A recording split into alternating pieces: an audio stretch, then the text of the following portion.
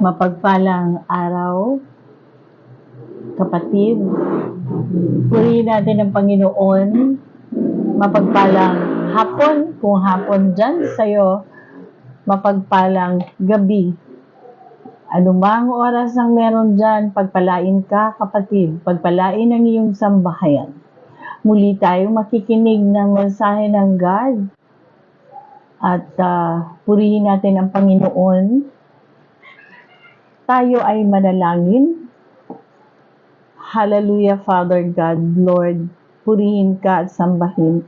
Karapat-dapat kang purihin sa lahat ng oras. Karapat-dapat kang sambahin dahil ikaw ang yung Diyos na may likha sa amin, na nagmamahal sa amin, God. Lord, ibig mong makasama kami sa iyong kaharian. Nagpapakumbaba kami sa mga oras na ito, God. Patawarin mo kami, Panginoon, Ama, sa aming mga kasalanang nagagawang hindi kalugod-lugod sa iyo ang mga kasalanan, Father God. Nagkakasala kami, patawarin mo kami, linisin mo kami, God. Sa pangalan ni Jesus, Father, aming Panginoon, ang aming tagapagligtas na iyong bugtong na anak na si Jesus.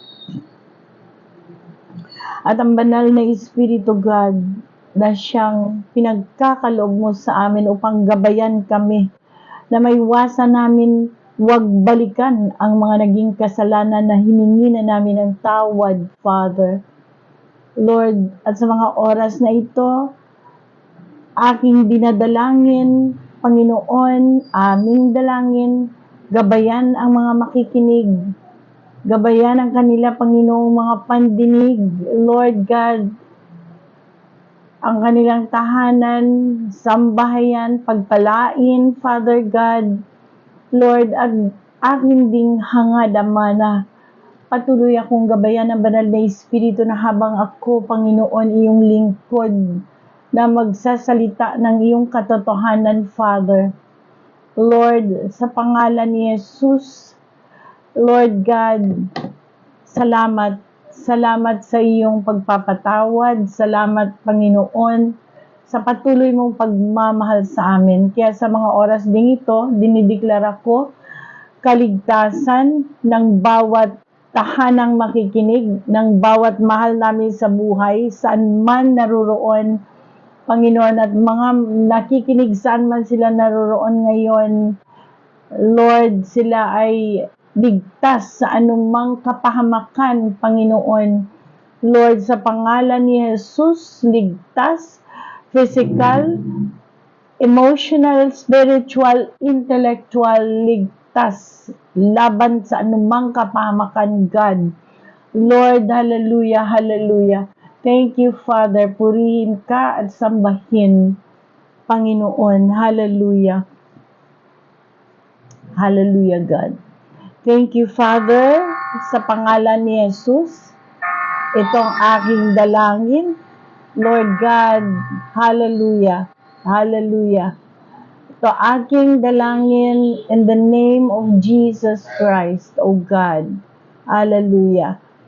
Hallelujah, God. Purihin ka at sambahin. Thank you, God. Sa pangalan ni Jesus, sa kapangyarihan ng banal na Espiritu. Amen and amen and amen. Hallelujah, God. So tayo ay maghandang makinig. Hallelujah. Hallelujah.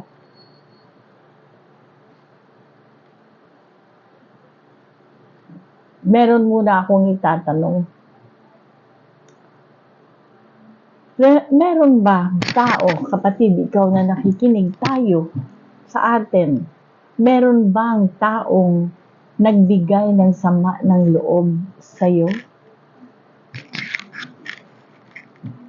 Maaring ikaw din, may nabigyan ka ba o nagbigay ka ba ng sama ng loob sa iba? Maaring hindi sadya at maaaring sadya. Lahat po tayo ay nagkasala. Lahat ng tao ay nagkakasala at patuloy na nagkakasala. Dahil ayan po ang sanlibutan. Simula pa lang kay Adan at kay Eva, noong nagkasala sila ay patuloy na ang kasalanan sa tao. Ibig sabihin na noon ng Diyos Ama na maghingi sila ng tawad nung tinawag ng Diyos si Adan, nung sila'y nagkasala, ngunit tinuro niya si Eva at itinuro din ni Eva ang diablong nagsapi sa ahas na nagtukso sa kanya. Nagpatukso siya. So, ang purpose ng God sa pagtawag sa kanila, nagtago sila noon sa halaman. Tinaguan nila ang God nung sila ay tinawag. Ang purpose ng God noon ay manghingi sila ng tawad. Kaya sila tinawag. Dahil sa hindi nila pagsunod pero walang natanggap ang ating Panginoon ng paghingi ng tawad nila. So kaya nga, ang sumpa nila noon ay nagpatuloy. Hindi naman binago ng Diyos ang sabi niya na magpakarami sila hanggang mapuno ang daigdig. Punuin nila ang daigdig. Kaya dumami ng dumami ang tao sa daigdig. Kasama tayo sa pagdami ng tao sa daigdig. At kung saan nagmana ng kasalanan ni Adan at ni Eva. Kaya po, lahat ng tao sa sanlibutan ay makasalanan. Atin pong text, ito po ang ating teksto.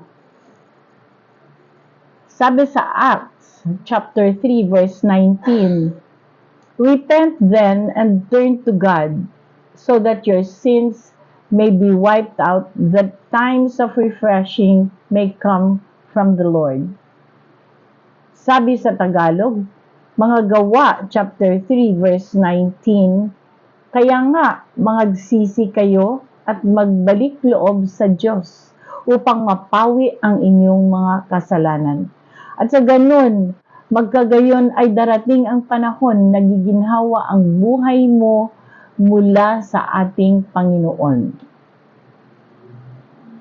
Atin pong tema, pagsisisi at pagpapatawad. Repentance and forgiveness, pagsisisi at pagpapatawad. Sabi po sa John chapter 3 verse 16, for God so loved the world that He gave His one and only Son, that whoever believes in Him shall not perish, but have eternal life. So, ganun na lang po ang pagmamahal ng ating Diyos. Hindi niya na kasi mabago yun eh. Nang sinumpa niya si Adan at si Eva nung pinalabas niya sa paraiso, hindi niya na pwedeng bawiin yun. Kaya yung dumami pa ng dumami, pagsanggol pa lang, inosente pa. Wala pang kasalanan. Pero pag nagkaroon na ng pag-iisip, doon na nagsisimula ang unti-unti kasalanan ng tao na talagang hindi pa napatawad ng God hanggat hindi manghingi ng tawad ang nagsimula ng kasalanan. Kaya nga, namana na ng tao at patuloy na ang sumpa. Sabi sa Roma chapter 6 verse 23, for the wages of sin is death, but the gift of God is eternal life in Christ Jesus our Lord. Sapagkat ang kabayaran ng kasalanan ay kamatayan, datapwat ang kaloob na walang bayad ng Diyos ay buhay na walang hanggan kay Kristo Jesus na Panginoon natin. Panginoon, kasi kailangan siyang sundin. Binayaran ng Panginoong Diyos sa cross. Panginoong Diyos si Jesus Christ, ang kanyang bugtong na anak ng Ama.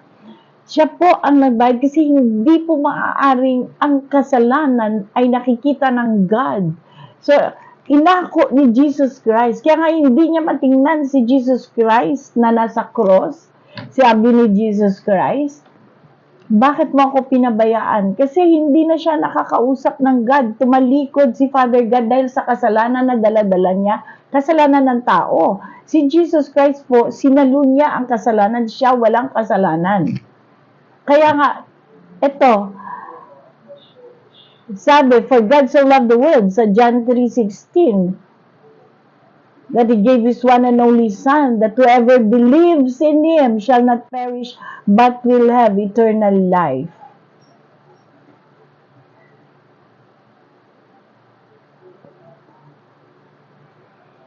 Atin pong conclusion, if we confess our sins, 1 John chapter 1 verse 9, if we confess our sins, He is faithful and just and will forgive us our sins and purify us from all unrighteousness.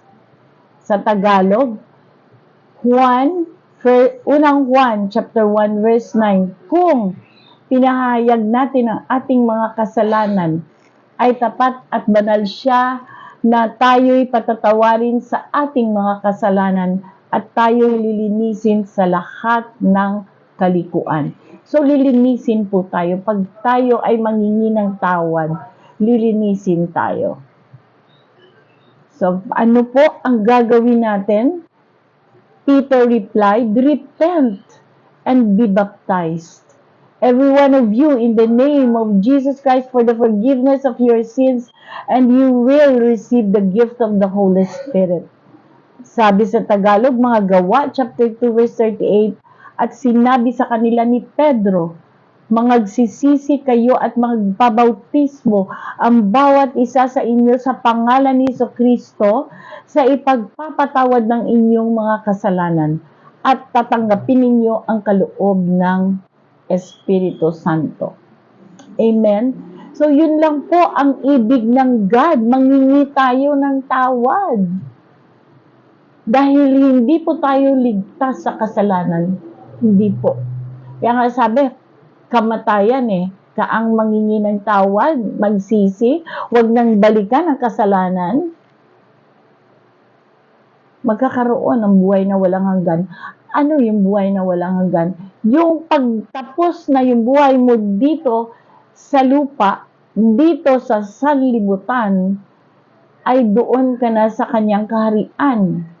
Pero pag hindi, ang sabi nga, tuloy-tuloy ang kamatayan. Ibig sabihin ng kamatayan dito ay dagat-dagatang apoy. So, yun lang. Dito tayo nagtatapos. Tayo po ay manalangin. Hallelujah, God. Hallelujah. Thank you, Father. Thank you sa iyong pagmamahal, God. Thank you, Lord. Thank you, Father. In Jesus' name, thank you. Amen and amen and amen.